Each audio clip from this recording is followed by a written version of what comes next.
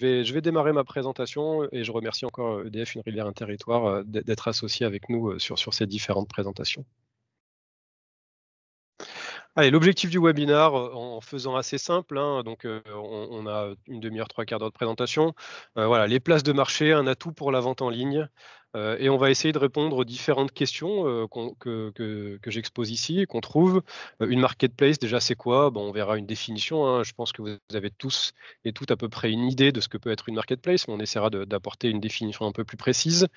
Quels sont ses principes de fonctionnement? Quels sont les modèles économiques des marketplaces? Comment est-ce qu'elles font pour vivre ces marketplaces? Donc on essaiera de répondre à cette question-là aussi. Quels sont les avantages et les inconvénients à aller travailler, à aller vendre sur une marketplace, sur une place de marché? Quelle marketplace pour mon activité? Alors c'est pareil, hein, ça va être pour moi difficile de répondre de manière très précise à chacun d'entre vous, à chacune d'entre vous, parce que vous avez toutes et tous des activités différentes. Malgré tout, on essaiera de se poser les bonnes questions et de voir quelles sont aujourd'hui les marketplaces qui existent et qui peuvent être intéressantes pour vous. Et puis, je reviendrai malgré tout, sur quelque chose qui peut être vraiment très intéressant et je ne suis pas sûr que vous soyez tous au courant aujourd'hui. Il existe des aides financières pour la digitalisation de votre activité, et du coup, la question des marketplaces en fait partie. Donc je vous présenterai, cette aide financière mise en place par la région Auvergne-Rhône-Alpes. Je vous en expliquerai un petit peu le fonctionnement, et du coup, on aura ce temps d'échange, de questions-réponses. Voilà à peu près la trame qu'on va essayer de conserver, pendant cette demi-heure, 3/4 d'heure ensemble. Allez, du coup, j'attaque tout de suite. Et du coup, la première question qu'on peut se poser, c'est bah, une marketplace, qu'est-ce que c'est? Et donc, une définition qu'on pourrait donner d'une marketplace, d'une place de marché. Donc, c'est un site de e-commerce. Donc, on parle bien de e-commerce là, hein, de vente en ligne, qui offre un espace de vente. Donc, où vont se retrouver l'offre. Donc, que ce soit des vendeurs professionnels ou des vendeurs particuliers pour certaines marketplaces. Donc, il y a des vendeurs, il y a de l'offre, et il y a de la demande, donc des acheteurs particuliers ou professionnels dans le cadre de marketplace B2B. Donc, c'est bien un site de commerce, un site de e-commerce où se retrouvent l'offre et la demande des vendeurs et des acheteurs.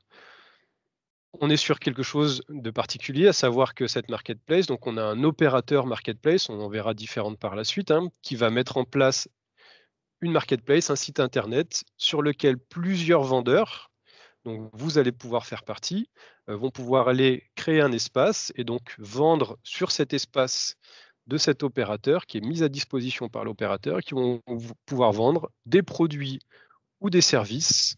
Donc il y a des marketplaces dédiés aux produits ou aux services. Et du coup, il y a des cyberacheteurs, des consommateurs qui vont aller sur cette marketplace pour effectuer des achats. Donc c'est bien quelque chose de mutualisé.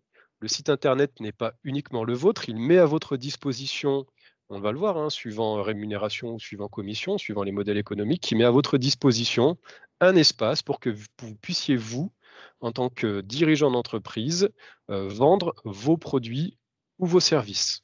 Donc, voilà comment fonctionne la marketplace. Ça passe par un opérateur avec des vendeurs et des acheteurs. Je voulais juste vous mettre un petit peu, une slide et vous présenter quelques statistiques, quelques noms sur les leaders des marketplaces. Donc en France, le top 10 des marketplaces. Alors forcément, celle qu'on connaît tous, la principale, la leader du marché, hein, qui fait, de son dirigeant, l'homme le plus riche du monde, c'est Amazon. Voilà, Amazon, c'est une marketplace, c'est-à-dire que, n'importe quel chef d'entreprise, peut aller sur, Amazon, effectuer une vente, de ses produits. Donc aujourd'hui, voilà, Amazon, c'est à peu près 30 millions en France de visiteurs, par mois. Donc voilà, ça c'est intéressant effectivement d'aller travailler sur Amazon suivant les produits qu'on vend. C'est une marketplace dite généraliste, comme ces discounts qu'on retrouve en dessous. Voilà, c'est des marketplaces généralistes, c'est les principales marketplaces en France. Et après, il y en a des différentes avec Booking, où là, c'est de la marketplace dédiée au monde du tourisme. La Fnac, où là, on est plutôt sur des produits technologiques, etc. Voilà, vente privée, oui, SNCF, Vinted. C'était pour vous donner à peu près un aperçu du top 10, les principales, encore une fois, étant Amazon et Cdiscount, des marketplaces dites généralistes, avec un nombre très important de visiteurs mensuellement. Ce n'est pas forcément celles qui vont vous intéresser, vous, mais voilà, c'était juste pour malgré tout vous donner un petit peu ce panorama. Comment fonctionnent les marketplaces? Quel est le modèle économique des marketplaces? Comment est-ce qu'elles se rémunèrent? ces marketplaces se rémunèrent de 2 façons différentes. Parce que du coup, effectivement, elles vont mettre à votre disposition un espace sur lequel vous allez vendre des produits, mais comment dire? Ces entreprises-là ne sont pas philanthropes, elles ne font pas ça gratuitement. Donc elles ont 2 manières différentes de se rémunérer, soit sous format d'abonnement mensuel pour accéder à la plateforme, c'est-à-dire que vous allez payer un abonnement mensuel, pour pouvoir vous créer un espace, soit et ou vous allez, la marketplace va prélever des commissions sur chacune des ventes qui est réalisée. Donc je mets bien le «et ou» parce que certaines marketplaces ne demandent pas d'abonnement mensuel, mais ne prélèvent que des commissions, prélèvent uniquement des commissions sur chacune des ventes. Soit il y a des marketplaces qui vont effectuer les 2. Soit certaines marketplaces ne vont vous demander qu'un abonnement mensuel. À partir du moment où vous allez payer l'abonnement, vous ne paierez plus de commission. Donc c'est bien le «et où».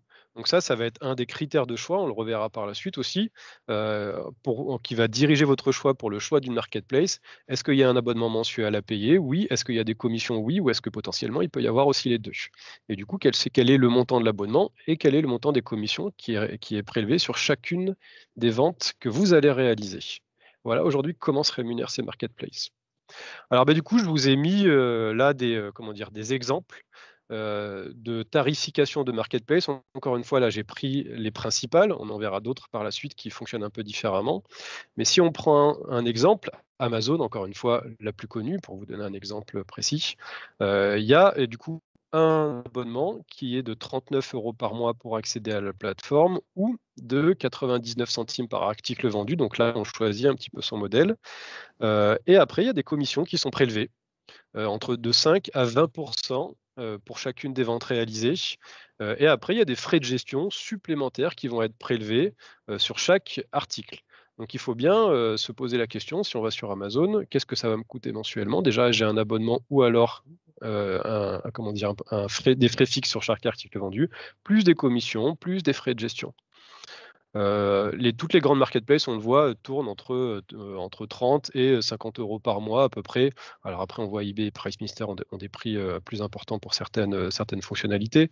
Mais voilà, pour ces grandes marketplaces, on est, effectivement sur 39 € par mois avec des commissions qui vont de 5 à 20 suivant le type d'article que je vais vendre sur la marketplace. Je vous ai pris un autre exemple, je pense, qui vous parlera plus, qui est l'exemple d'Etsy. On aura potentiellement l'occasion d'en reparler d'Etsy, qui est la marketplace, principale aujourd'hui, la plus connue pour tout ce qui va être création, métier d'art. Alors elle est, à la fois très connue, à la fois décriée. J'ai une grande habitude de travailler avec les métiers d'art. Ces derniers mois, j'ai beaucoup, beaucoup travaillé avec des entreprises du secteur des métiers d'art, et je sais qu'effectivement, elle peut être décriée et malgré tout, ça reste le leader effectivement, des marketplaces pour les métiers d'art. Et donc je voulais malgré tout vous présenter cet exemple-là. Aujourd'hui, Etsy, lui, ne fonctionne avec un modèle économique un peu différent de celle que je vous ai présentée avant, c'est-à-dire Etsy ne prend pas d'abonnement mensuel, mais il ne prend que des commissions sur chacune des ventes qui est réalisée.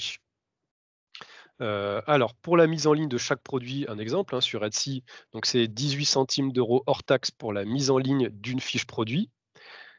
La fiche produit est active 4 mois ou jusqu'à sa vente, c'est-à-dire que si le produit est vendu, vous allez devoir repayer à nouveau 18 centimes d'euros pour remettre en ligne cette fiche produit. Au bout de 4 mois, si la fiche produit n'a pas été vendue, elle est désactivée, donc vous allez devoir à nouveau payer 18 centimes d'euros pour la réactiver et la remettre en ligne.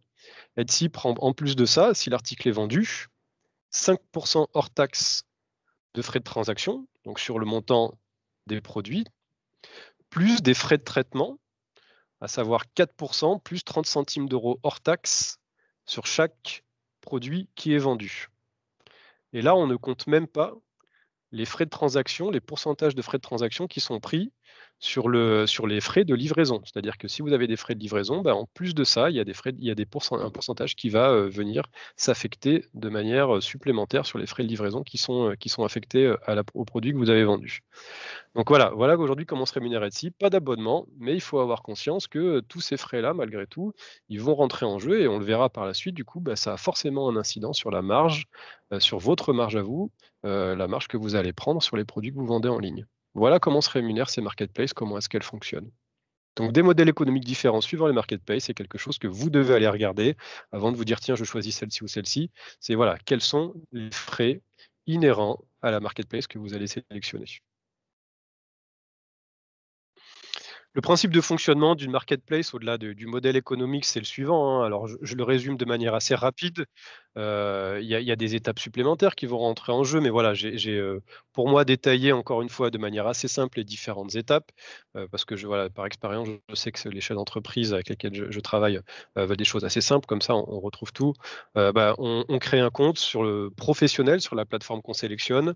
On paie un abonnement ou pas, on vient de le voir, hein, certaines marketplaces fonctionnent avec, d'autres sans. On complète le profil de son entreprise, on ajoute des fiches produits. Si on vend des choses, on réceptionne des commandes. S'il y a des commandes qui sont effectuées, on réceptionne les commandes, on expédie les commandes et on paye des frais à la plateforme ou pas en fonction comment dire? Du modèle économique de la plateforme et des options qu'on a sélectionnées. Hem, donc on verra, on va voir ce que je trouvais intéressant, c'était peut-être de rentrer dans certaines des étapes de manière un peu plus précise, pour vous donner, quelques exemples. Donc la première étape, c'est effectivement une des plus importantes, c'est la question de l'ajout des fiches produits. Aujourd'hui, voilà, je vais créer donc mon espace sur une marketplace que j'ai sélectionné et il va falloir que je vienne ajouter des fiches produits. J'ai 2 méthodes pour ajouter des fiches produits sur des marketplaces, sur les principales. Soit je vais le faire manuellement pardon, c'est-à-dire que produit par produit, je vais venir créer mes fiches produits, je vais venir sélectionner mes photos et je vais venir compléter l'ensemble des champs importants et nécessaires à la description de la fiche. Le titre du produit, sa tarification, une description, du détail technique pour potentiellement sur les dimensions, et cetera. Donc manuellement, je vais venir compléter fiche produit par fiche produit, ma boutique, pour que, du coup, j'ai des produits qui soient le plus détaillés possible et on le verra par la suite, c'est quelque chose aussi qui est très important. Donc je peux le faire manuellement ou via ce qu'on appelle un import CSV, mais ça je vais laisser un peu de côté. Soit je vais pouvoir le faire avec certaines marketplaces de manière automatique. Imaginons que j'ai un site déjà, je possède déjà mon propre site de e-commerce, sur lequel j'ai déjà des fiches produits avec l'ensemble des champs qui sont complétés. Et ben, grâce à certains, ce qu'on appelle en fait comment dire? Des gestionnaires de flux, je vais pouvoir de manière automatique, automatisée, venir importer l'ensemble de mes fiches produits issues de mon site internet et venir compléter la boutique de manière automatisée. Voilà, aujourd'hui, il existe effectivement des gestionnaires de flux. Si ça vous intéresse, je pourrais vous en donner, certains à la fin. Voilà, il existe des gestionnaires de flux qui vont permettre d'automatiser l'import des fiches produits, sur, votre marketplace, depuis votre site de e-commerce. Donc ça, c'est quelque chose qui peut être intéressant. Marketplace, quel avantage? Quels sont les avantages à aller travailler sur une marketplace? Sur une marketplace, vous allez y aller parce que les clients, ils sont déjà là. C'est-à-dire que vous n'allez pas, vous, avoir besoin d'aller faire la promotion de la marketplace. La marketplace, elle possède déjà sa propre clientèle. On l'a vu, hein, avec Amazon. Alors, on prend cet exemple d'Amazon. Amazon, c'est déjà 30 millions de clients par mois. Donc, vous n'avez pas, vous, besoin d'aller faire la promotion. Les gens vont aller se rendre sur la marketplace et potentiellement, il y a déjà un potentiel de clientèle que vous pourrez toucher en étant présent sur la marketplace. Donc, les clients sont déjà là. Grâce à la marketplace, vous êtes plus visible sur les moteurs de recherche. Suivant les marketplaces sur lesquels vous allez travailler, encore une fois, les principales du marché, par expérience, je sais que si vous êtes présent sur Etsy, si quelqu'un tape le nom de votre entreprise, par exemple, immédiatement, les résultats de votre boutique Etsy ressortiront très haut dans les résultats de recherche, pour l'internaute. Donc vous allez être plus visible pour les moteurs de recherche si vous êtes présent sur les marketplaces. Donc c'est un avantage supplémentaire. Être sur une marketplace, pour vous, c'est pas de travail technique à effectuer.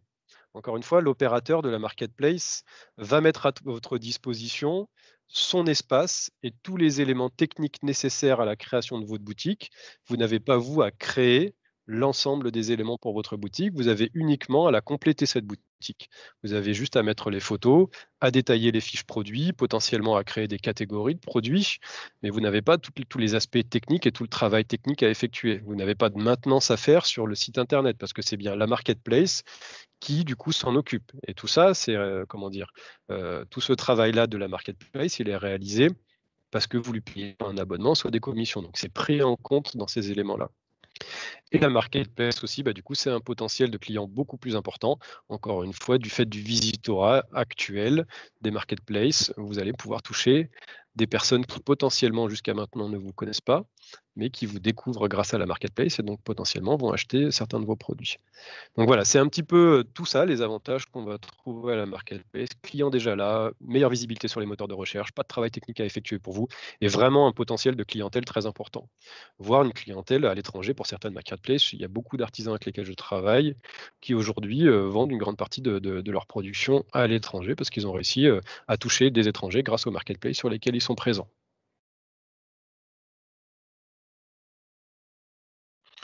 S'il y a des avantages, il y a forcément des inconvénients, ce qui est logique, hein. Alors les principaux inconvénients à être sur une marketplace aujourd'hui, c'est qu'il y a une très forte, concurrence. Donc il est très difficile de se démarquer. Il y a effectivement beaucoup d'artisans qui vont être ou de commerçants, hein, qui vont être présents, sur ces marketplaces. Encore une fois, si on prend l'exemple d'Etsy, par expérience, on le sait très bien. Donc voilà, comment est-ce que je réussis à me démarquer? Voilà, c'est là la difficulté. On va voir du coup un petit peu les bonnes pratiques aussi par la suite et comment on réussit à se démarquer. Mais il faut avoir conscience que du coup, potentiellement, on est un peu perdu dans un flot, gigantesque, de d'autres vendeurs qui vendent à peu près, le même type de produit que vous. Il y a une rentabilité qui est forcément plus faible qu'avec un site internet, avoir son propre site internet ou vendre en boutique. On l'a vu parce que du coup les marketplaces vont vous demander soit de payer un abonnement, soit il y a un système de commission. Donc forcément votre rentabilité à vous, elle va être plus faible, donc il va bien falloir la calculer en amont et se dire: «Voilà, si moi, je mets un produit en vente à hauteur de 10 € sur la marketplace, à la fin, qu'est-ce qui va me rester dans la poche quand j'aurai payé, soit l'abonnement, soit les commissions sur chacune des ventes que je vais réaliser? Donc il va vraiment falloir vous poser cette question-là. Et on le sait, il est aussi très difficile de fidéliser ses clients sur une marketplace parce qu'en fait, le client qui vous achète un produit, entre guillemets, ce n'est pas un client qui vous appartient. C'est un client qui appartient à la marketplace. Au départ, il est allé sur la marketplace en question et c'est via la marketplace qu'il a effectué l'achat sur votre boutique. Il a acheté votre produit. Mais c'est donc il va être très difficile de le fidéliser parce qu'encore une fois, ce client-là, il a vu le produit, il a été intéressé, il l'a acheté, mais potentiellement la fois d'après, il retournera sur la marketplace, ce sera un autre acheteur qui va acheter ce type de produit-là. Donc il est aujourd'hui difficile de fidéliser ses clients, on le verra par le site aussi, il y a quelques bonnes pratiques qui permettent malgré tout, d'essayer de les récupérer. Mais ce n'est pas votre client au départ, c'est un client de la marketplace. Donc voilà les 3 principaux inconvénients qu'on va trouver à aller travailler sur ces outils-là et vraiment voilà, la question de la rentabilité est vraiment quelque chose qui pour vous est important et qu'il va falloir calculer en amont, qu'il va falloir vraiment prendre en compte.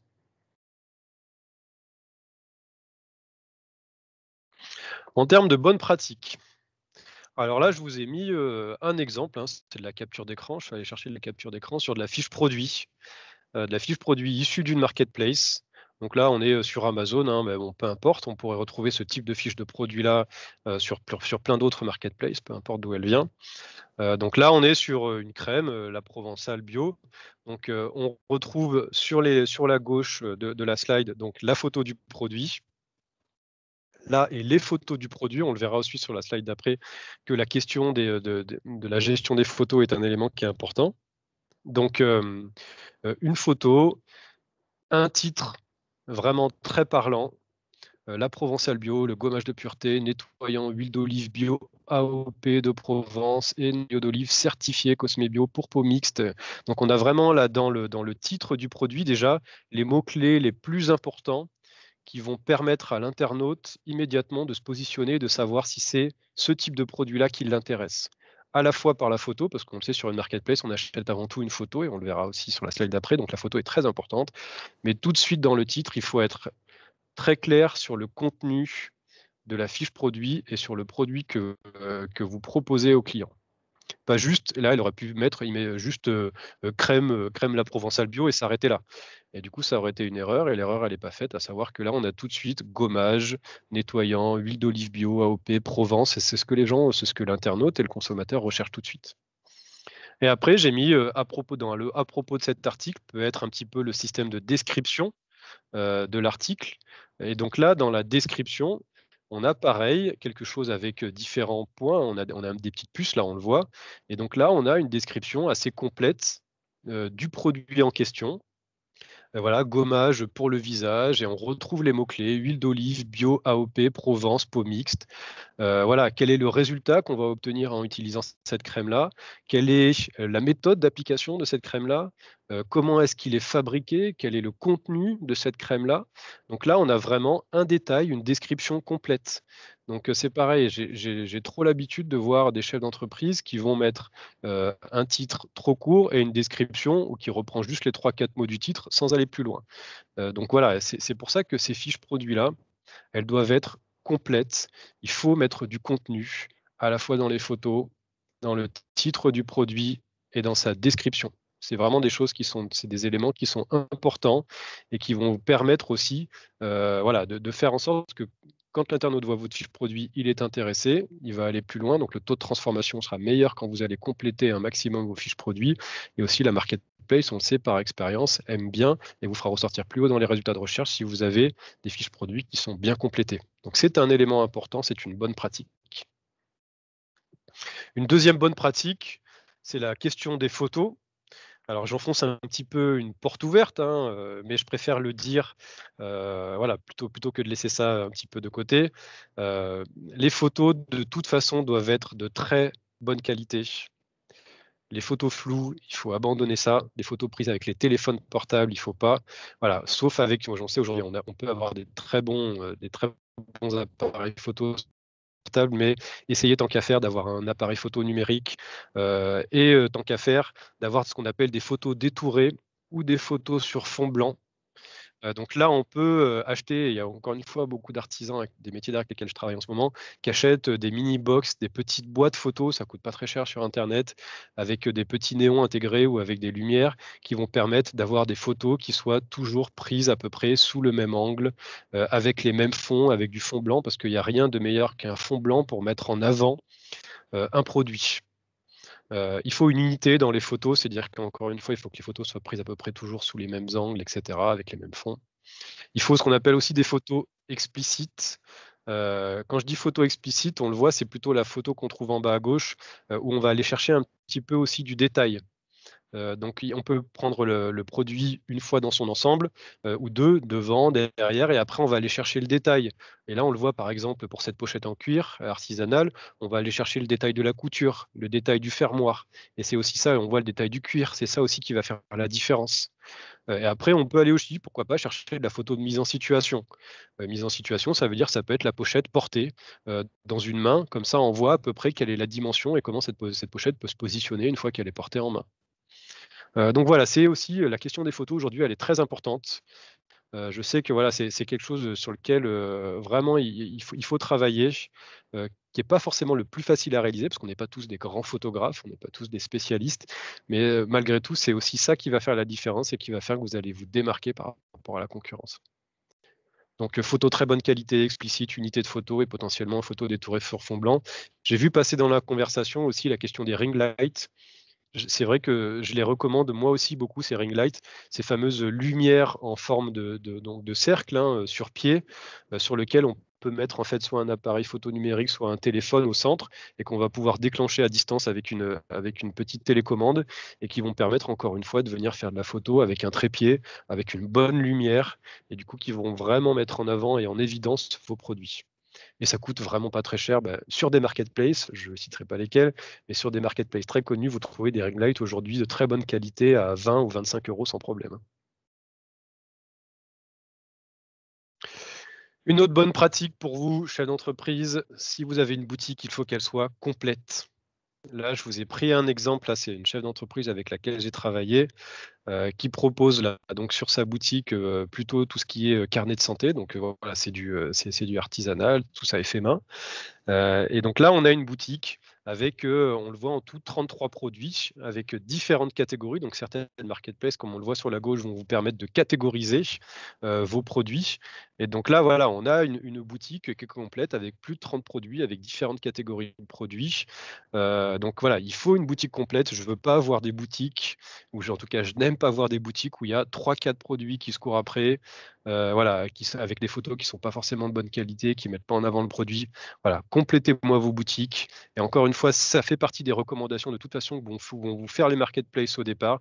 Ils vont vous dire si vous voulez ressortir haut, si vous voulez avoir plus de visitorat, si vous voulez donner envie à vos clients, ayez des boutiques complètes. C'est la même chose quand, imaginons que vous fassiez un marché, imaginons que vous ayez une boutique avec pignon sur rue. Si je rentre dans la boutique et qu'il y a 2 pauvres produits qui se courent après sur une étagère ou sur une table, sur un marché, sur un étal, eh ben, j'ai pas envie d'y aller. Une boutique, elle est belle si elle est bien achalandée. C'est exactement la même chose sur internet. Donc on a vraiment des similitudes, donc il faut que votre boutique soit complète.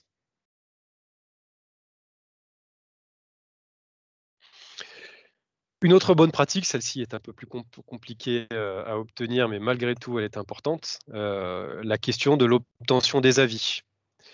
Il faut absolument, pour vous, chercher au maximum sur les marketplaces, sur vos boutiques, à obtenir des avis de la part de vos clients. Donc là, je vous ai repris quelques exemples. Donc là, c'est pareil, hein, on retrouve le même produit que la slide d'avant. Donc voilà, on a là des ventes qui ont été réalisées avec comment dire? Des avis qui ont été obtenus, sur le mois de mai. Donc il faut au maximum à chercher à obtenir ces avis. Alors étant donné que le client n'est pas le vôtre, généralement, vous n'avez pas forcément tout de suite ses coordonnées mail, mais pour obtenir des avis, pourquoi pas, ce qui peut être fait, c'est quand vous allez expédier le produit, pourquoi ne pas mettre une petite attention ou un petit mot à l'intérieur que vous allez, imprimer en mettant, bah, si vous êtes content du produit, n'hésitez pas à retourner sur la plateforme, la marketplace en question, pour nous laisser un avis et cetera. On serait ravis, enfin, on peut mettre un petit mot personnalisé comme ça et du coup, si vous incitez les gens à le faire, vous aurez des taux de retour qui seront supérieurs par rapport à si vous ne faites rien du tout. Donc voilà, obtenir des avis pour vous, c'est important, que ce soit sur une marketplace ou ailleurs, hein. Donc il faut aller chercher ces avis-là, il faut demander à vos clients d'aller laisser des avis sur les différentes plateformes.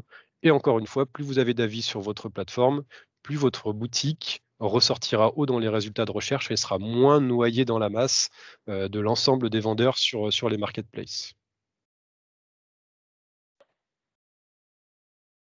Hop.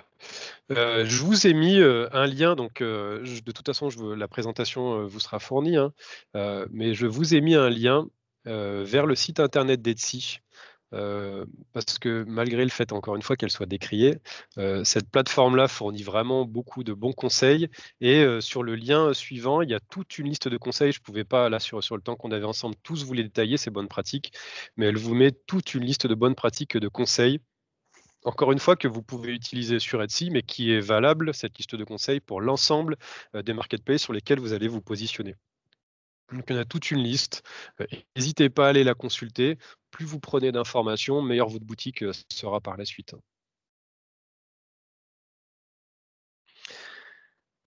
Alors, on revient aussi à la question des modes de livraison, parce qu'une fois que du coup on a bien complété ses fiches produits, qu'on a bien complété sa boutique, qu'on a du coup payé potentiellement son abonnement, et cetera et du coup il y a des ventes qui tombent et tant mieux, c'est ce qu'on cherche à obtenir. Il va falloir que vous effectuiez la livraison des produits. Alors, je vais laisser de côté une option qui est proposée par certaines marketplaces. Exemple Amazon. Certaines marketplaces, je vais juste en toucher un mot, mais je ne vais pas le détailler par la suite. Certaines marketplaces vous proposent en fait d'avoir vos produits en stock. C'est-à-dire que c'est eux qui vont stocker vos produits et c'est eux qui vont expédier pour vous directement au consommateur les produits que le consommateur a achetés. Mais du coup, ça, c'est des options supplémentaires, qui coûtent, un entre guillemets «très cher». C'est quand on a des stocks plus importants. Donc, pour vous, chefs d'entreprise, artisans, par expérience, je sais que c'est pas des options que vous allez forcément sélectionner. Vous serez plutôt sur un mode où la commande tombe et donc c'est vous qui, une fois que la commande est tombée, allez réaliser l'expédition, donc via différents modes, expédition ou pas, via différents modes, du coup, de livraison qu'on va détailler ici. Avant de détailler les différents modes de livraison, donc il y a malgré tout, et on est comme sur un site de e-commerce, hein, que vous ayez votre propre site ou un site là de comment dire, de marketplace. Il y a des enjeux logistiques, c'est-à-dire qu'il va falloir pour vous aussi calculer les frais de transport. La personne va acheter un produit à 10 € derrière, quel va être le montant des frais de livraison pour ce type de produit-là.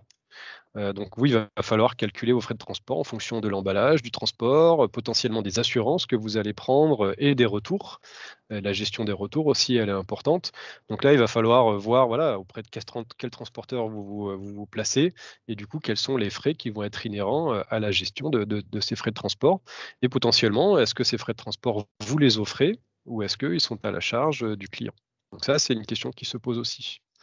La question de l'emballage des produits, attention, vos produits sont malmenés. J'ai beaucoup travaillé, encore une fois en début d'année, par exemple, avec, des entreprises, qui font de la poterie, des potiers ou des potières.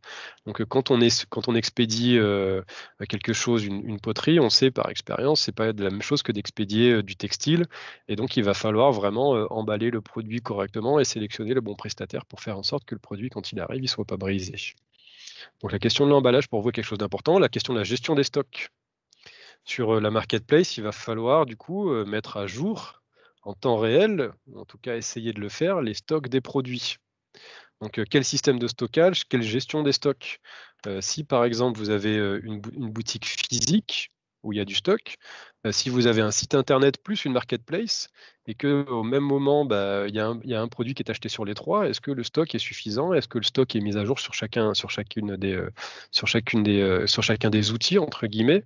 Voilà, il va falloir faire en sorte que, la gestion des stocks soit bien réalisée et qu'elle soit toujours à jour, qu'elle soit propre.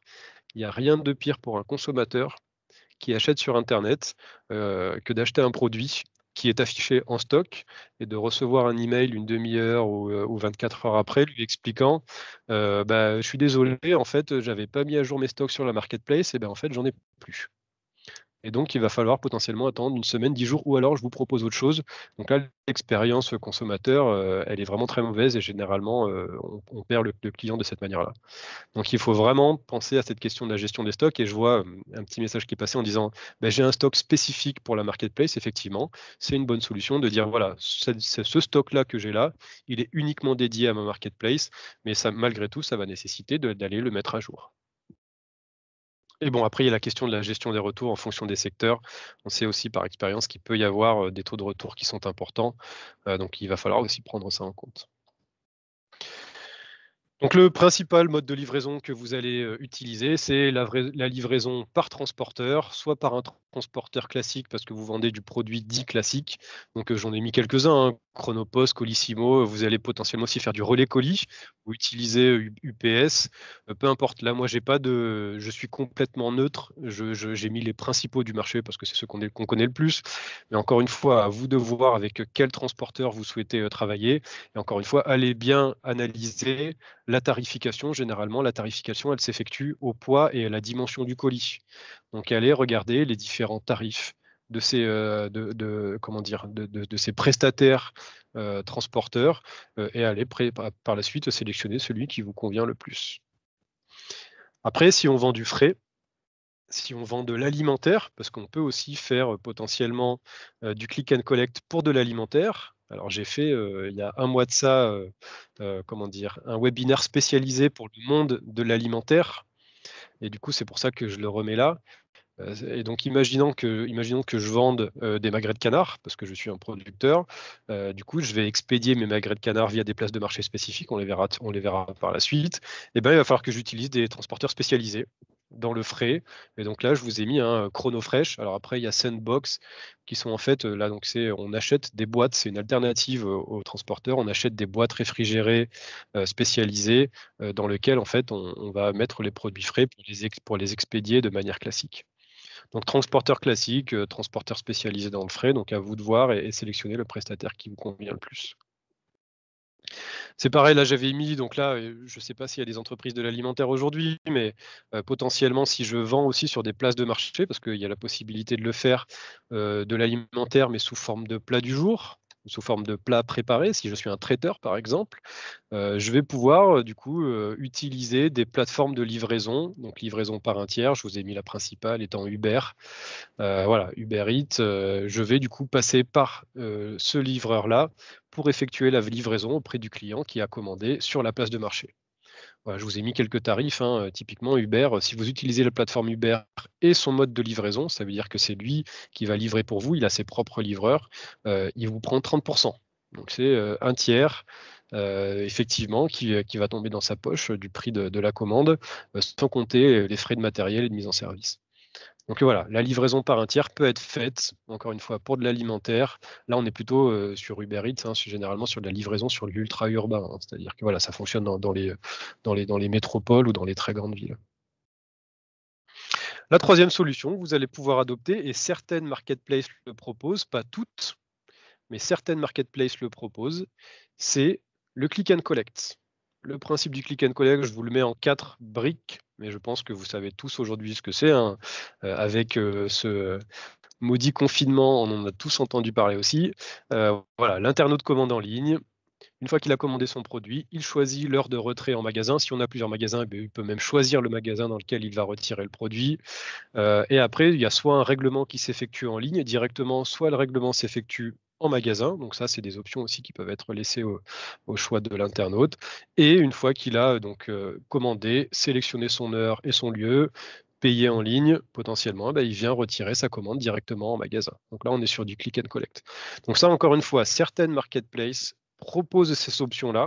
Si c'est une option qui, pour vous, est absolument vitale, en disant, voilà, moi, je veux proposer ça à mes clients parce que je suis un commerce aussi de proximité, et ben, du coup, il va falloir, ça va faire partie des critères de choix de la marketplace que vous allez utiliser. Parce que toutes ne proposent pas de laisser cette option-là disponible aux vendeurs, de proposer le click and collect. Le click and collect, je vous ai mis, hein, les avantages pour le vendeur et pour le client. Bon, pour le vendeur, c'est un nouveau service sans perte de fréquentation physique parce qu'au final, les clients viennent retirer en magasin et une fois qu'ils sont en magasin, eh ben, on peut faire de la vente additionnelle, c'est-à-dire qu'ils viennent retirer un produit, mais potentiellement, ils en voient d'autres, donc ils peuvent acheter. On étale un peu le trafic client parce qu'on sélectionne des horaires et on a une visibilité sur internet, voilà, en plus de sa boutique, on fait du click and collect, donc on est visible sur internet, les gens viennent retirer en magasin. Pour le client, c'est pas de frais de livraison, c'est être sûr de la disponibilité du produit. Ça veut dire qu'avant de se rendre en magasin, il l'a commandé en ligne, donc il est sûr de l'avoir. Il y a moins d'attente. S'il y a il y a un coupe-fil entre guillemets qui a été mis en place et avec du click and collect, des fois, on peut avoir des bons plans ou des systèmes de réduction en ligne, donc ça peut être intéressant pour le client aussi. Donc c'est quelque chose qui est à réfléchir.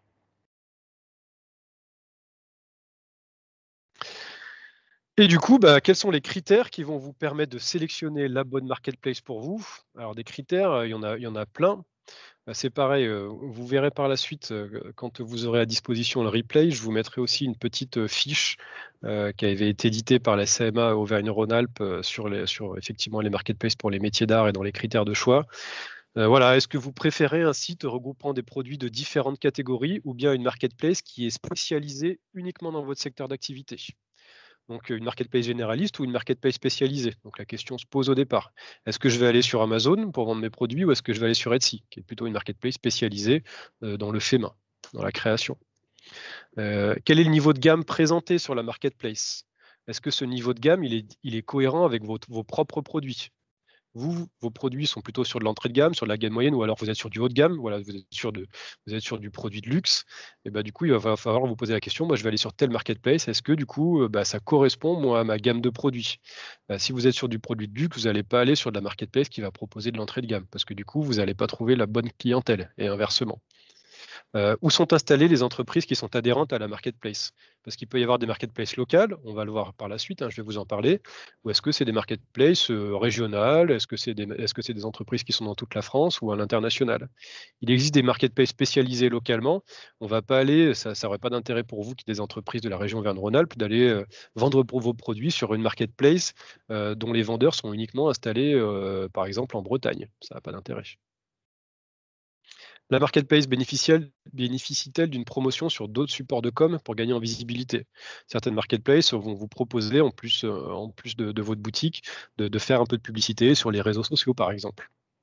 Donc ça, ça peut être un des critères de choix. Et surtout, enfin, le plus gros des critères, on en a déjà parlé, quel est le coût pour être présent sur la marketplace en question? Abonnement, commission, frais d'insertion, frais de gestion, frais de mise en ligne des fiches, et cetera. Tout ça, il va falloir, l'étudier. Et puis sur la droite, il y a aussi des critères techniques. Quelle est la frais de du alors ça, c'est des choses qui sont un peu plus compliquées à obtenir auprès des, éditeurs de marketplace, auprès des prestataires de marketplace. Mais, moi, j'incite beaucoup les artisans malgré tout à aller essayer de se renseigner au maximum sur ces éléments-là. Quelle est la fréquentation du site?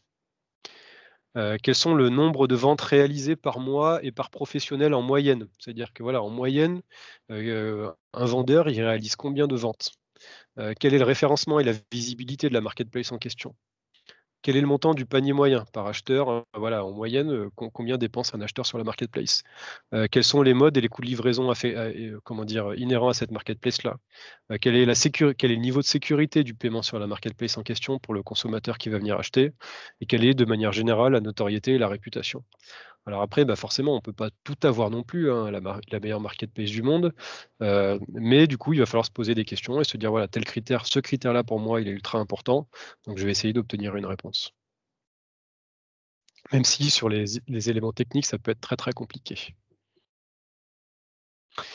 Allez, beh, du coup, je vous mets quelques exemples, hein, de marketplace parce que je pense que vous aviez aussi peut-être, cette question-là. Alors je ne peux pas toutes les mettre, c'est impossible, hein, je vous en ai mis certaines avec lesquelles, j'ai potentiellement été amené à travailler avec d'autres artisans. Voilà, Etsy, malgré le fait qu'elle soit décriée, pour les métiers d'art, malgré tout, est une marketplace ultra intéressante. Il y a Un Grand Marché qui est un peu le pendant français, qui est une marketplace, qui est en train de prendre de l'ampleur en nombre de vendeurs, en nombre de ventes, en nombre de visites, sur le thème des métiers d'art. Je vous ai mis création française, artisans d'art. Voilà, 4 marketplaces, qui peuvent être intéressantes. Encore une fois, il en existe d'autres, vous les aurez sur la fiche, que je vous enverrai. Mais voilà, 4 marketplaces sur les métiers d'art qui peuvent être intéressantes, heu, parce qu'elles regroupent un peu pas mal de critères, parce qu'elles sont intéressantes, qui sont là des marketplaces nationales, hein. Là, ce ne sont pas des marketplaces, locales, mais là, elles sont orientées autour d'un secteur d'activité qui est plutôt celui des métiers d'art. Je vous en ai mis sur l'alimentaire au cas où, et je ne sais pas si j'avais des entreprises de l'alimentaire aujourd'hui. Pour de bon, La Ruche qui dit oui, Épicerie sont des, marketplaces spécialisés sur le monde de l'alimentaire. Et voilà, du coup, même Pour de Bon, vous allez sur Cdiscount. Aujourd'hui, en fait, Cdiscount s'est associé avec Pour de Bon, et donc vous avez Cdiscount est une marketplace, de l'alimentaire vous pouvez sur Cdiscount acheter des produits issus de l'alimentaire. Donc voilà, 3 grosses marketplaces nationales, autour des métiers de l'alimentaire. Et je vous en ai mis des locales. Alors j'ai vu que tout à l'heure, il y avait une question qui était posée, si je dis pas de bêtises, autour de la marketplace, du Pays Voironnais. Et du coup, bah, voilà, j'en parle ici, hein, effectivement, des marketplaces, locales. Alors il y a celle, donc qu'on retrouve en haut à droite, qui est, Pays Voironnais Shop, donc qui est une marketplace donc dite locale parce qu'elle est plutôt sectorisée sur le secteur du Pays Voironnais. Donc si vous êtes un artisan, commerçant du Pays Voironnais, ça peut être intéressant d'aller vous, référencer sur cette plateforme-là. Encore une fois, avec tous les critères et en se posant toutes les questions qu'on a vues avant. Mais du coup, voilà, on a des marketplaces locales. Je vous ai mis en bas de ma rue. En bas de ma rue, donc c'est une marketplace qui a été créée par la Chambre de commerce et d'industrie du Nord-Isère, donc qui est une marketplace, encore une fois, qui est là iséroise. On n'est pas uniquement sur, comment dire? Une communauté de communes, mais là, on est plutôt sur un département. Donc en bas de ma rue peut être intéressant effectivement localement d'aller travailler d'aller se référencer sur cette marketplace-là. Et je vous ai mis, Ma ville, mon shopping. Alors, elle est entre guillemets «nationale», mais malgré tout, il y a un aspect local dedans parce qu'on peut effectuer des recherches localement par secteur géographique, et du coup, voilà, Ma ville, mon shopping peut être une alternative aussi intéressante pour vous. Alors là, on est sur des marketplaces locales, mais généralistes. C'est-à-dire qu'on ne va pas retrouver que du métier d'art, mais on va trouver du métier d'art, on va trouver de l'alimentaire, on va trouver, de l'habillement classique, voilà, on va trouver toutes sortes de vendeurs sur ces marketplaces-là. Elles ne sont pas sectorisé par rapport à un métier ou un secteur d'activité. Là, on a plutôt un aspect géographique qui rentre en jeu.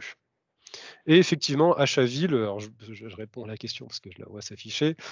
Achat-Ville aussi, peut être une marketplace effectivement, qui est un peu comme Ma ville, mon shopping, voilà, est une plateforme entre guillemets «nationale», mais après on peut faire des recherches locales. Donc, voilà, Achat-Ville effectivement peut être intéressant aussi, d'aller travailler dessus.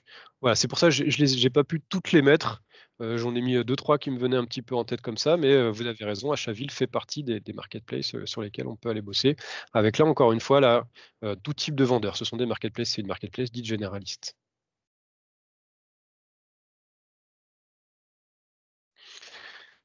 OK, bah, du coup, voilà, j'en ai terminé. Alors, je suis déjà bien les 45 minutes, je les ai déjà j'ai déjà bien, avancé dessus. Du coup, je vais vous toucher un petit mot sur la question des aides financières. Donc la région Auvergne-Rhône-Alpes a mis en place une aide qui s'appelle «Développer mon commerce en ligne». Donc je vous ai mis le lien, tout en bas de la slide, parce qu'il y a un site internet qui est spécialisé, qui est dédié à ça.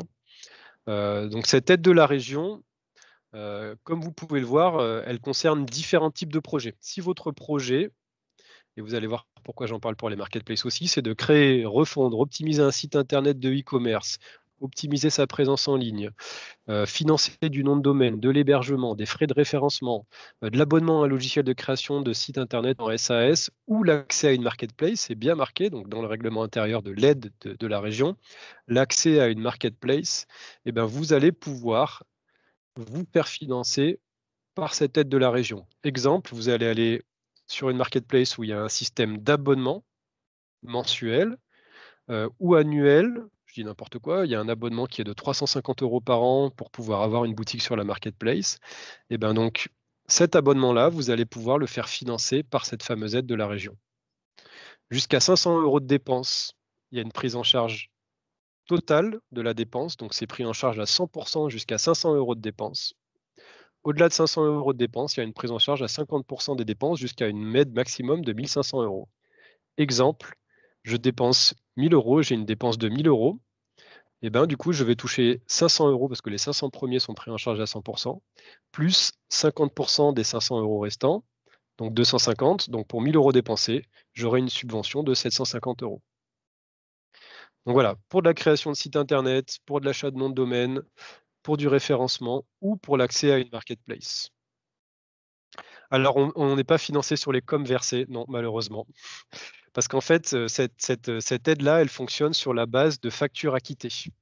C'est-à-dire il faut s'être acquitté de la dépense, et sur la base de la dépense acquittée, on va se faire financer. Donc je pense ils ne prendront en compte que les abonnements, mais pas les commissions que vous allez verser sur chacune des ventes réalisées.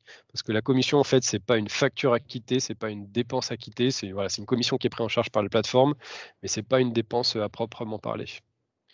Donc ça fonctionnera, je pense, sur les systèmes d'abonnement, sur les marketplaces qui fonctionnent avec abonnement. Mais il y a des marketplaces, en fait, qui vous disent, si vous payez l'abonnement de 350 €, il y a plus de frais de commission qui sont pris, quel que soit le nombre de ventes réalisées.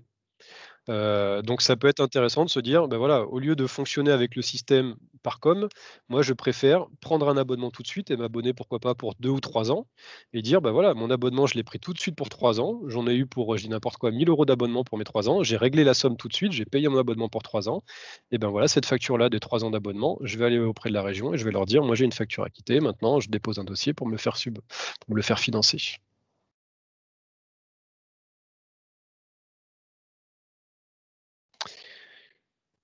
Voilà, et du coup, pour aller plus loin, si certains d'entre vous veulent aller plus loin, on pourra en discuter après. Voilà, la chambre de métier, à travers moi pour l'instant, mais la chambre de métier propose, des accompagnements supplémentaires.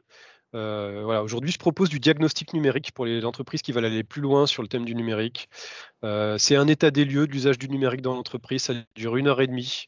On fait un état des lieux complet, de la manière dont vous utilisez le numérique actuellement ou des projets que vous pouvez avoir. Vous bénéficiez de mon regard externe et du coup, je vous fais directement des préconisations. C'est 1 heure et demie qu'on passe ensemble, en ce moment, bah, vu le contexte, je le fais beaucoup par visioconférence. C'est complètement gratuit pour vous. Donc si c'est quelque chose qui vous intéresse de faire un état des lieux avec entre guillemets «un expert», hein, du numérique, hésitez pas à me le faire savoir. Voilà, par la suite, vous m'envoyez un petit mail, vous me passez un coup de téléphone. De toute façon, je vais vous mettre mes coordonnées. Vous me dites: «OK, monsieur Langlois, suite au webinaire, j'aimerais bien qu'on se rencontre pour un diagnostic numérique».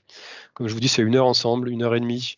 Il n'y a aucun engagement à part bénéficier d'un regard externe et de quelques préconisations, de savoir un peu pouvoir vous positionner par rapport à l'usage du numérique actuellement.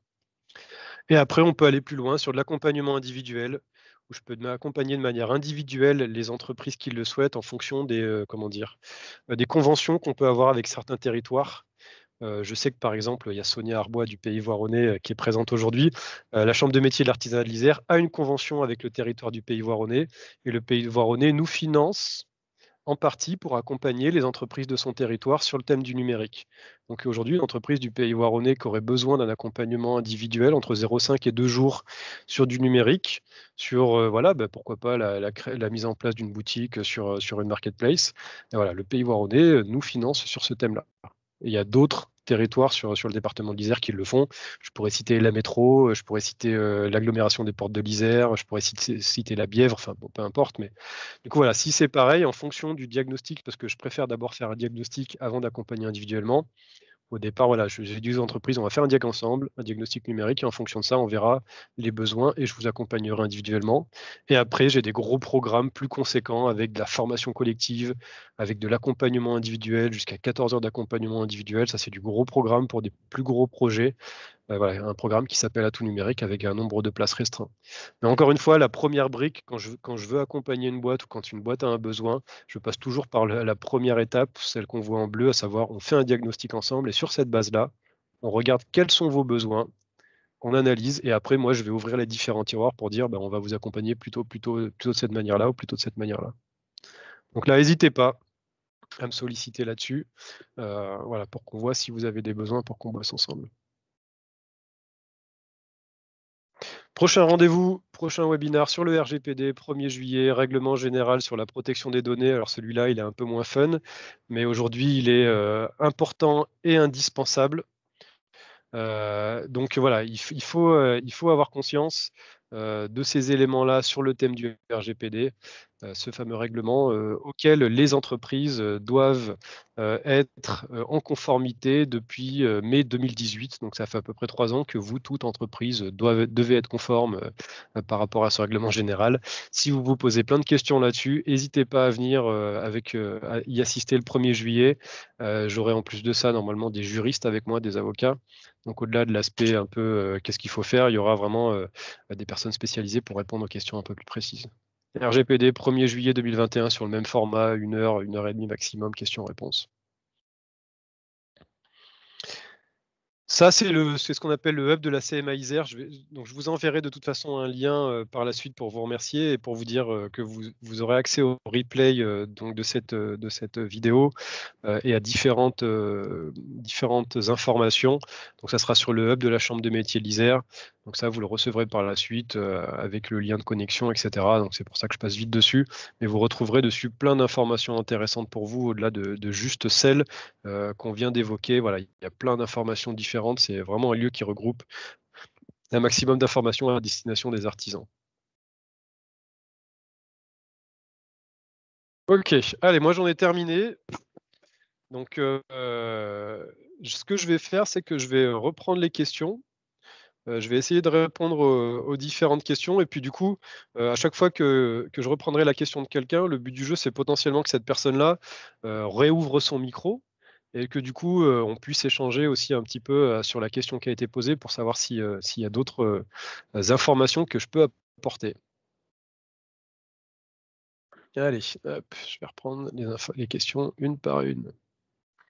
Bon, le shop du Pays Voironnais est considéré comme une marketplace, bon, on l'a vu, hein, de toute façon et puis, Sonia pourra, potentiellement nous en toucher un mot. Mais effectivement, le Pays Voironnais shop est considéré comme une marketplace à proprement parler. Donc les générateurs de flux, ça j'ai vu que c'est une question qui a été pas mal posée, à savoir est-ce qu'il existe quels sont les générateurs de flux? Alors je vais vous mettre justement dans la conversation, je vais vous mettre différents noms de générateurs de flux. Donc après, il faut aller regarder parce que ces générateurs de flux-là, ils sont toujours généralement payants, hein, donc c'est difficile d'en trouver des gratuits. Je vous ai mis un BizUp, EasyFlux, ShoppingFeed, Lingo, Stimuleo. Donc là, encore une fois, ce qu'on appelle ces générateurs de flux qui vont permettre d'alimenter une boutique sur une marketplace directement depuis un site internet de vente en ligne, depuis un site internet de e-commerce.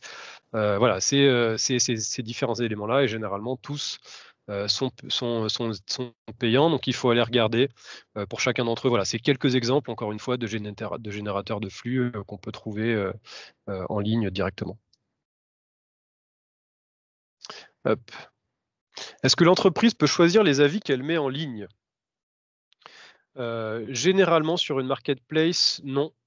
À savoir qu'à partir du moment où il y a un avis qui est laissé, qu'il soit positif ou négatif, on ne peut pas avoir la main dessus. On peut y apporter une réponse, mais on ne peut pas les supprimer. Alors là, il faut aller regarder suivant les marketplaces, mais c'est généralement le cas, enfin, c'est le cas pour la généralité, pour la majorité d'entre elles. À savoir qu'effectivement, on peut s'exposer aussi, à partir du moment où il y a un système d'avis, à avoir des avis qui peuvent être négatifs. Alors après, si l'avis est insultant, si l'avis est diffamatoire, si vous considérez que l'avis n'est pas justifié, vous avez toujours la possibilité généralement de le signaler à la plateforme et de demander son retrait. Mais on ne choisit pas, c'est pas vous qui allez choisir quel avis vous décidez de mettre en ligne. Si vous laissez la possibilité aux internautes de laisser des avis, voilà, ça veut dire qu'on peut s'exposer à de l'avis positif ou à de l'avis négatif. Merci Florent. Super. Existe-t-il un gestionnaire de flux qui permette de mettre à jour les stocks entre les marketplaces et les sites de e-commerce? Justement, tous ceux que je vous ai mis gèrent ça de manière automatique. Ça veut dire que si vous mettez à jour le stock sur le site de e-commerce, le gestionnaire de flux, lui, va automatiquement mettre à jour la fiche produit correspondante sur la marketplace. Il y a une synchronisation qui est faite en temps réel et c'est bien pour ça qu'on appelle ça un gestionnaire de flux, c'est-à-dire qu'il gère les flux entrant ou sortant pour chacun des outils. Donc il y a une automatisation, une synchronisation automatisée des stocks ou pourquoi pas des modifications de fiches produits, des ajouts ou des retraits de fiches produits, tout ça est automatisé. C'est pour ça que du coup ils sont payants aussi, c'est qu'ils font ça de manière automatique, entre guillemets, on n'a plus à s'en soucier. On le fait d'un côté et automatiquement c'est répercuté sur les autres plateformes. Et comme ça, même si imaginons qu'on ait plusieurs marketplaces, qu'on soit présent à la fois sur Etsy, sur un grand marché et sur Amazon par exemple, et bien du coup le gestionnaire de flux, lui, après, il va gérer automatiquement l'ensemble des marketplaces, il va pouvoir mettre à jour toutes vos différentes plateformes.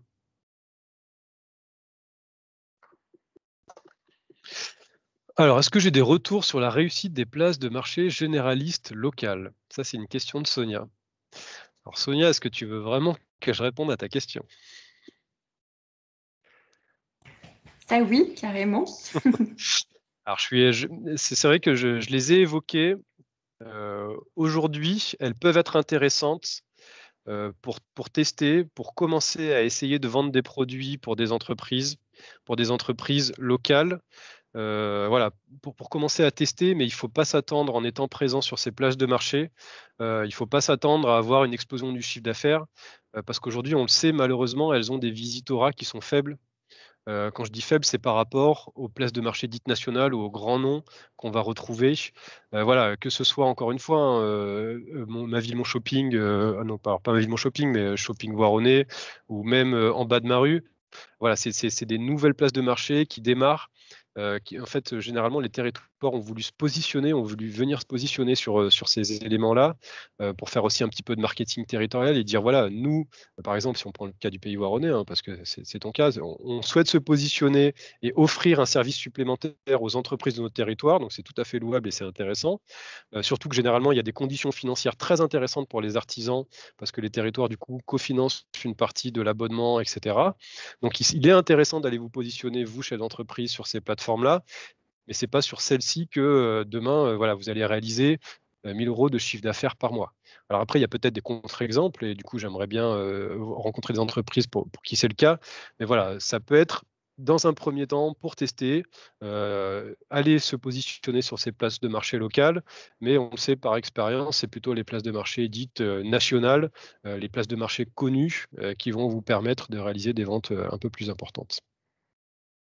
Donc voilà, je dis aux entreprises, moi: allez-y, testez, regardez les conditions. mais ne concentrez pas tout sur ces places de marché-là. Après, elles peuvent être intéressantes parce que surtout aussi, elles vont proposer des fois des systèmes de click and collect, ce que ne vont pas forcément proposer certaines places de marché nationales.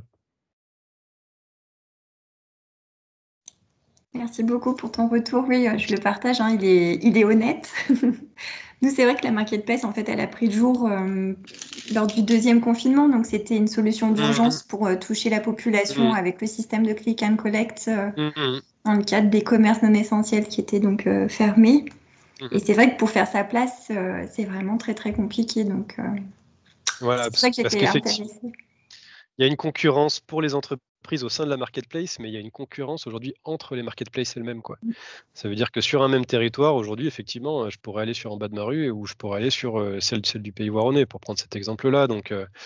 Donc la question pour l'entreprise, c'est laquelle sélectionner. Donc c'est en se posant un petit peu toutes les questions qu'on a vues auparavant. Voilà, quel est le visitorat, quel est l'intérêt pour moi, combien ça va me coûter, etc. Quelles sont les options qui me sont offertes sur cette marketplace-là. Et voilà, après, mettre tous les œufs dans le même panier, c'est peut-être pas intéressant. Donc pourquoi pas se dire, voilà, j'ai ma marketplace locale qui me permet de faire du click and collect et de toucher une clientèle ultra locale. Et à côté de ça, voilà, j'ai envie de me développer un petit peu et de toucher une clientèle plus nationale. Et donc, je vais aller sur ma ville mon shopping, sur Etsy, pour prendre les exemples des métiers d'art, quoi.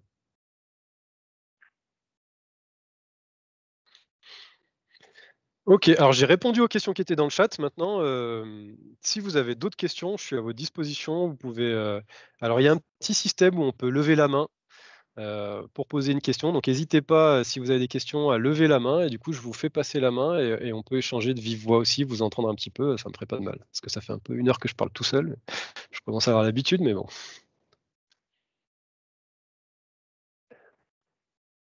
Non, aucune question. J'ai été aussi clair que ça.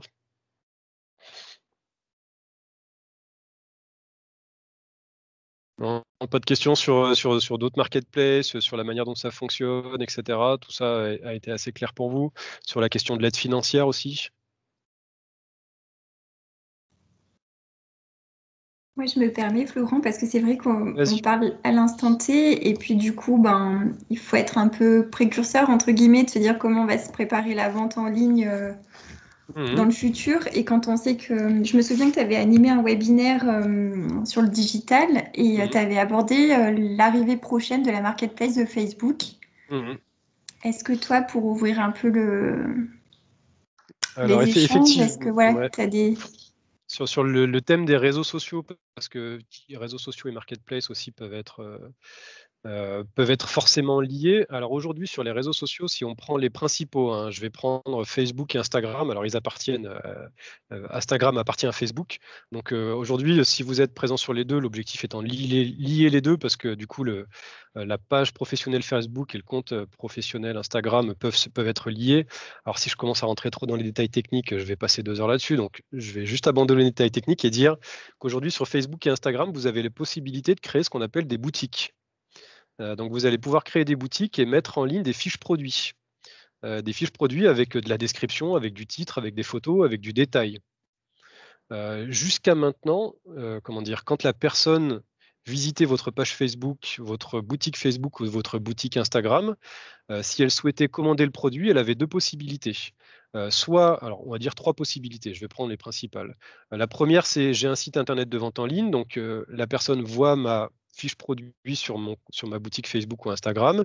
Elle a toute la description et il y a un petit bouton en bas, acheter ce produit, et il y a marqué en dessous, en cliquant sur ce lien, vous serez redirigé vers le site internet, blablabla.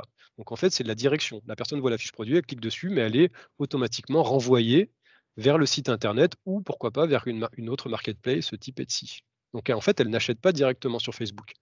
La deuxième option, c'est que j'ai pas de site internet de vente en ligne marketplace, donc la personne clique sur commander ce produit et en fait derrière c'est un système de chat, elle va vous envoyer un message en disant je serais intéressé pour acheter ce produit, comment est-ce qu'on fait par exemple.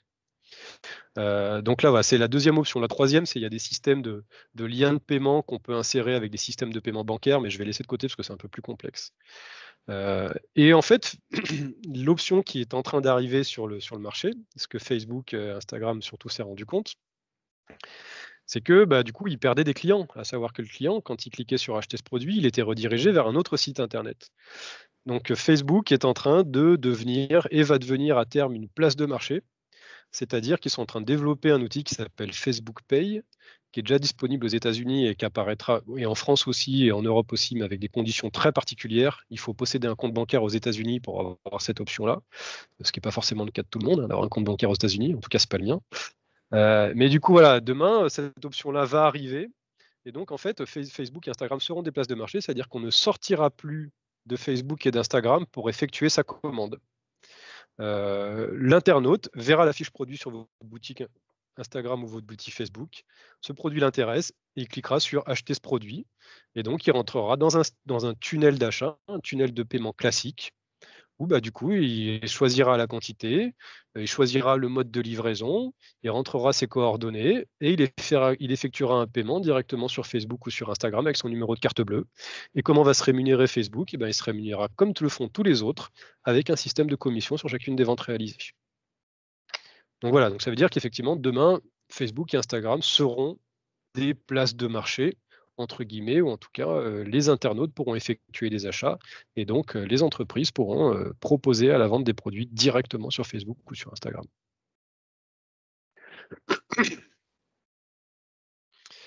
Que pensez-vous de la publicité sur Etsy, Instagram, Facebook, etc., sur les taux de conversion? Alors, les taux de conversion, c'est très, très difficile à les juger. Les taux de conversion, ils dépendent de tellement d'éléments que c'est quasi impossible à généraliser. Entre une publicité qui est faite avec une photo qui est floue, un texte qui est pas bon, et une autre qui est exactement la même, mais avec le texte qui est bon et la photo qui est jolie, les taux de transformation sont vraiment différents. Donc c'est très très difficile comment dire, à évaluer. Et malgré tout, par expérience, je sais que ça fonctionne bien. Et on sait qu'aujourd'hui, pour continuer à avoir de la visibilité, que ce soit encore une fois sur les marketplaces, et on peut prendre l'exemple d'Etsy, Etsy qui est un fourre-tout gigantesque où il y a un nombre de vendeurs gigantesque. Aujourd'hui, aller faire de la publicité sur Etsy, effectivement, peut être un élément très intéressant pour générer du chiffre d'affaires. Mais ça veut dire qu'il va falloir faire de la publicité aussi. Alors, dire faire de la publicité à 10 € par mois, concrètement, c'est inutile, ça ne sert à rien du tout. Ça veut dire qu'il va falloir mettre un budget publicitaire conséquent pour pouvoir générer des ventes conséquentes derrière. Et quand je dis conséquent, moi, il y a des entreprises avec lesquelles j'ai travaillé, des artisans, alors des TPE en micro-entreprise, sur du textile, donc une chez elle qui est couturière et qui fabrique des éléments textiles. Sur Etsy, elle peut arriver à 5 000 à 6 000 € de publicité par an. Donc à 500 € par mois, c'est entre 500, voilà, des fois elle peut mettre jusqu'à 1 000 € par mois de publicité, mais derrière, en fait, elle se rend compte que ça génère le chiffre d'affaires conséquent. Ça veut dire que sa publicité, elle est rentabilisée par le chiffre d'affaires qui est généré derrière. C'est très très difficile à mesurer, répondre comme ça de but en blanc à votre question, c'est compliqué, mais on sait que voilà, si je peux répondre à votre question, c'est de vous dire aujourd'hui, continuez à avoir de la visibilité sur ces plateformes-là. Effectivement, pour continuer à avoir de la visibilité, il faut passer par la publicité payante.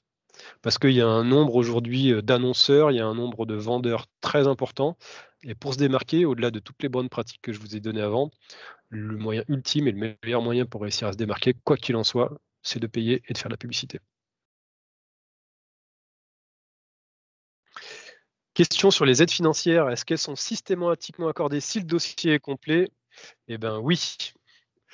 Oui, effectivement, parce qu'en fait, l'aide financière de la région, c'est une aide financière qu'on pourrait dire sous format de guichet. C'est-à-dire qu'on se présente au guichet avec l'ensemble des éléments complets, avec son dossier complet, on dépose son dossier. Et le dossier, du coup, est accepté s'il est complet, s'il respecte le règlement intérieur, si votre entreprise fait bien partie des entreprises éligibles, si votre facture correspond bien aux critères exacts, vous déposez votre dossier et derrière, vous êtes payé. On a eu une réunion encore avec la région et la personne qui s'occupe de ça à la région il y a 15 jours. Voilà, il y a encore à peu près 5 millions d'euros à dépenser. Il y a déjà 5 millions qui ont été dépensés de subventions. Il en reste à peu près 5 millions. Donc, je pense que c'est jusqu'à la fin de l'année à peu près qu'il va rester de la subvention. Alors après, peut-être qu'ils remettront de l'argent sur la table, mais pour l'instant, il y avait une enveloppe de 10 millions et ils en ont dépensé la moitié. Et encore une fois, ils nous l'ont dit, tous les dossiers sont acceptés, sauf ceux qui ne répondent pas aux critères d'éligibilité.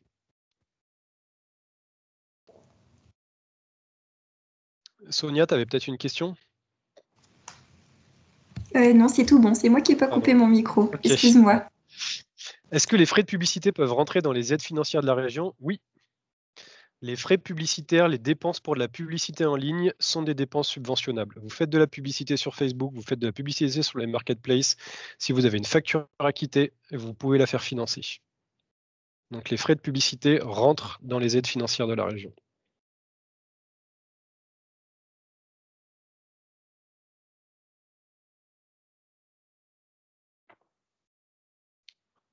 Autre chose?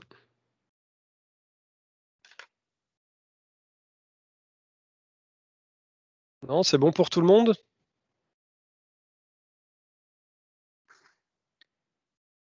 Ok, bon, tout est bon, tout est bon, tout est bon. Bon, bah écoutez, si j'ai plus d'autres questions, du coup, je vais vous remercier.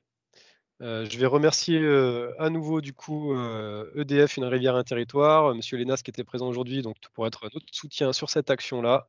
C'est moi qui te Encore une remercie, fois, Florent. c'est moi. Merci beaucoup.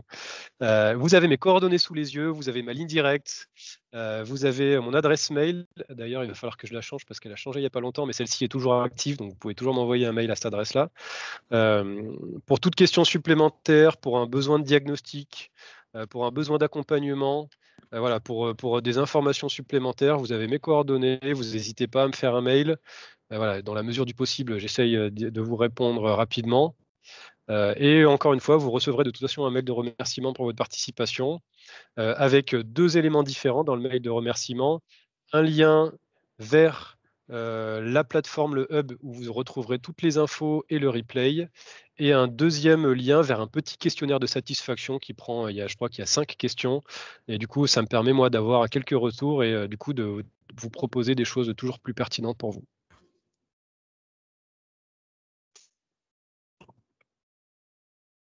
Super. Eh ben, écoutez, je vous remercie tous et toutes. Je vous souhaite une belle après-midi. J'ai l'impression qu'il y a un peu de soleil, hein, donc c'est déjà ça. Et je vous dis à très bientôt. Merci. Merci à Merci toutes et beaucoup, Florent. tous. À bientôt. Merci, merci. Merci. Merci, au revoir. Merci beaucoup.